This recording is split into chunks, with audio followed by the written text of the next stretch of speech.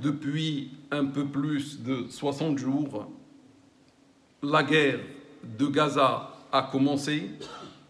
Il y a eu plus de 17 000 morts. Parmi eux, 70% de femmes et d'enfants. Un nombre égal approximativement à 12 000. C'est énormissime.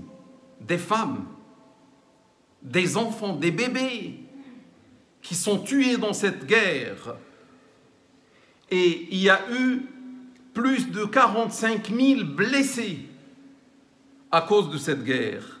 Ça veut dire un total de 62 000 victimes parmi les morts et parmi les blessés, ce qui donne une moyenne égale 1000 personnes par jour. Comme victimes, imaginez si la guerre dure une année, 365 jours, on va atteindre 365 000 victimes. Tout cela se passe devant le silence total des pays arabes, des pays frères, des pays arabes, des pays musulmans et même devant la communauté internationale. Si ce silence dure encore, cela signifie que la tuerie, la boucherie, le massacre va durer jusqu'à l'extermination totale du peuple de Gaza, des habitants de Gaza, 2,5 millions d'êtres humains, tout en sachant que les deux buts, les deux objectifs de cette guerre, depuis le déclenchement, c'était l'éradication de Hamas et la libération des otages. Mais 60 jours après, toujours Hamas est présent et en train de combattre, en train de tuer, en train de lancer des missiles sur Tel Aviv presque tous les jours. Et les otages sont toujours chez Hamas, à part ceux qui ont été libérés grâce aux négociations et non pas grâce au bombardement. Ce qui signifie que la guerre, après 60 jours, la guerre n'a pas atteint son objectif, raison pour laquelle on pense que cette guerre va durer des mois, voire des années, et à savoir, est-ce que les objectifs seront atteints un jour? C'est pour ça, mes frères et mes sœurs, on demande à la communauté internationale d'intervenir rapidement, aujourd'hui avant demain, pour imposer un cessez-le-feu, pour mettre fin au massacre des innocents, dont les femmes, une bonne partie de femmes et d'enfants. Comme tout le monde regarde la guerre dans le silence et personne n'est prêt à faire quelque chose pour sauver le peuple de Gaza, on doit, nous, les musulmans, utiliser l'arme. Et l'arme qu'on va utiliser, c'est l'arme du dua, l'arme de l'invocation. Ayoub, Job, salat et salam sur lui, après plusieurs années de maladie, avec un seul dua, avec une seule invocation, Dieu l'a guéri. Lorsqu'il a dit « Massani ad-durru wa anta arhamur rahimin » le mal m'a touché et tu es le plus miséricordieux de tous les miséricordieux.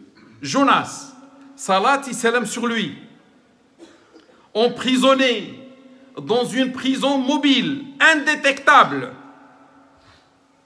au sein du ventre d'une baleine qui plongeait vers les profondeurs de l'océan avec un seul dua, avec une seule invocation. La ilaha illa ant. Subhanak, inni kuntu min al-zalimin. Nulle divinité à part toi, Seigneur. Certes, je faisais partie des injustes. Dieu, sur le champ, a ordonné à la baleine de déposer son serviteur, son noble serviteur, à proximité de la plage. Abraham, salat et salam sur lui, avant qu'on le jette dans le feu géant, avec un seul dua, une seule invocation, Hasbunallahu wa ni'mal wakil. Dieu nous suffit et quel bon défenseur. Dieu a transformé le feu en fraîcheur et paix, sécurité pour son noble serviteur Ibrahim, salat et salam sur lui. Qu'est-ce qu'on attend? Qu'on utilise cette arme qui est l'invocation chaque jour, je dis bien chaque jour, jusqu'à ce que cette guerre s'arrête. Chaque jour, au sein de chaque prière, il y a 5 prières. On n'oublie pas nos frères et nos sœurs. Dans chaque prière, on demande à Allah, après chaque rupture, avant chaque rupture du jeûne, ceux qui jeûnent lundi et jeudi, et on peut même jeûner même si on ne jeûne pas, avec l'intention de faire un dua. Et on peut jeûner lundi et jeudi, jusqu'à la fin. On a jeûné pour les fils d'Israël. Tous les ans Ashura, cette fois-ci on va jeûner pour nos frères et sœurs de la Palestine. Jusqu'à ce que la guerre s'arrête. Et on fait des doigts avant le Fajr. Pour ceux qui se réveillent avant l'heure du Fajr. Là où la réponse est exaucée par Dieu subhanahu wa ta'ala, la réponse de l'invocation. Et on s'adresse à Allah, peut-être avec quelques larmes aux yeux, et on lui demande, comme il est le Tout-Puissant, de mettre fin à cette guerre et de rétablir la justice et la paix dans cette région du monde.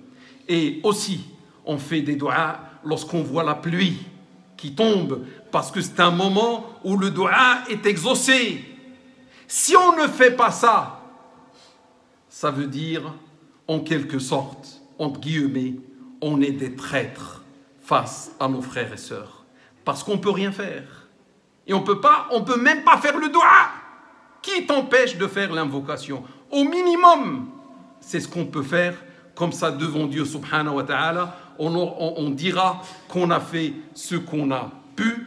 Et en faisant le doua, on doit toujours avoir confiance illimitée, confiance infinie, confiance totale en Allah ta'ala wa tabarak, qui a préservé Ibrahim du feu, qui a fait sortir Jonas à partir de la baleine que personne ne peut faire, et qui a donné la guérison après des années à Job, salat islam soui. Il est l'infiniment capable. Gloire et pureté à lui. On doit toujours avoir confiance et ne pas dire ben, c'est fini, il n'y a plus rien à faire. Non, Dieu est toujours là. Et tant que Dieu est toujours là, il peut, là où il le veut, lui, apporter bien sûr la solution. Nous, on demande, et sûrement il exauce notre vœu, mais il apporte la solution qu'on lui veut.